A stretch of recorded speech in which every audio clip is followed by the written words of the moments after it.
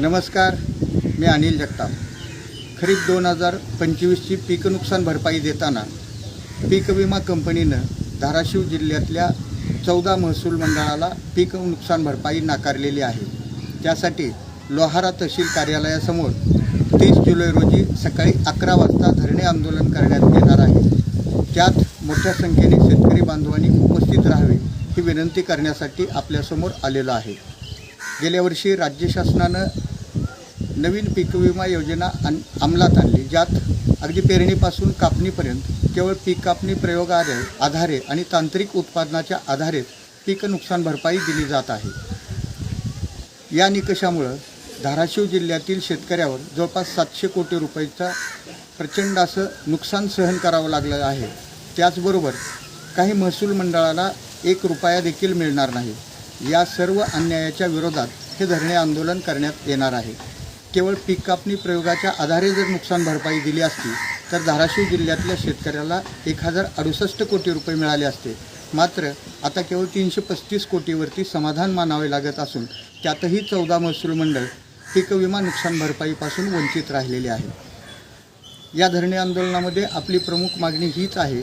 मी व लोकप्रिय आमदार कैलासदादा पाटील यांनी राज्याच्या तांत्रिक समितीकडे स्वतंत्र 2 याचिका दाखल केलेल्या आहेत। त्यावरती तातडीनं सुनावणी घेऊन 14 महसूल मंडळाला पीक नुकसान भरपाई देण्यात यावी। त्याचबरोबर पीक कापणी प्रयोगाआधारे ही पीक नुकसान भरपाई देण्यात यावी। यावर्षी पीक नुकसान भरपाई देत असताना केवळ पीक कापणी प्रयोग हाच निकष ग्राह्य धरावा।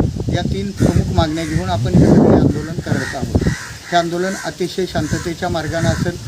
यापूर्वी देखील अनेक आंदोलनं आपण शांततेच्या मार्गाने केलेली आहेत, मात्र त्यात निर्णय देखील प्रत्येक वेळेस आपण घेतलेला आहे। त्याचबरोबर धाराशिव जिल्ह्याचे 57 महसूल मंडळ आहेत, त्यापैकी 14 महसूल मंडळाला विमा नाकारला। उर्वरित 43 महसूल मंडळातील शेतकरी बांधवाच्या खात्यासमोर कालपासून त्यांची जी पीक नुकसान भरपाईची रक्कम आहे, जे क्लेम स्टेटस आहेत, ते दाखवायला सुरुवात झालेली आहे।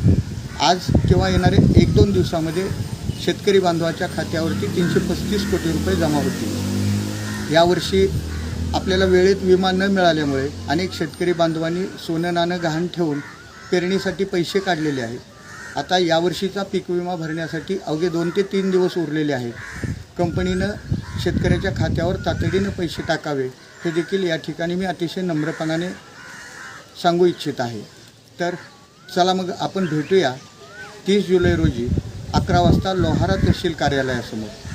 जाता जाता 2020च्या संदर्भात 22 जुलैला एक महत्त्वपूर्ण सुनावणी देशाच्या सर्वोच्च न्यायालयामध्ये झाली आणि त्यात सुनावणी झाल्यानंतर सर्वोच्च न्यायालयाने एक ऑर्डर पारित केलेली आहे, ज्यामध्ये त्यांनी आदेश दिलेला आहे की 30 सप्टेंबर रोजी या प्रकरणाचा अंतिम निर्णय असेल। अपेक्षा करतो की अंतिम निर्णय शेतकऱ्यासारखा लागेल आणि त्यातूनही प्रति हेक्टर 9,000